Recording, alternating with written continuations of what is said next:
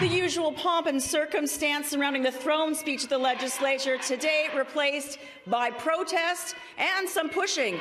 This is what greets anybody coming in or leaving the BC legislature today. For a lot of the day, nearly impossible getting in without a police escort. Hundreds of people where there were just a few dozen days ago, outside supporting the Wet'suwet'en hereditary chiefs who want to shut down the Coastal GasLink project. Elected band councils along the route support the project. These supporters clear, if you aren't with them, you're against them. Shame, shame, shame. For a time, it was uncertain if Lieutenant Governor Janet Austin would even make it into the building. As it was, she got in late and through a secret entrance.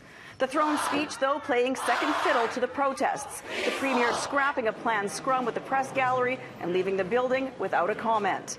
A statement came later, reading in part, "My government, represented by Scott Fraser, Minister of Indigenous Relations and Reconciliation, met on an urgent basis for 2 days in February in an effort to find a peaceful resolution to the impasse regarding the Coastal GasLink project. Regrettably, the talks were unsuccessful." But John Horgan says the avenues of communication remain open. With the budget coming next week, one wonders, will protests affect that event? There have been protests in this province since we entered Confederation.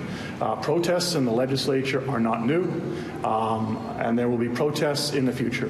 What we expect is that when protests happen, that they are peaceful, that they respect the people who work in these buildings, and that they carry on their protests in a respectful way. Until then, at least some protesters are expected to remain having their voices heard here in Victoria.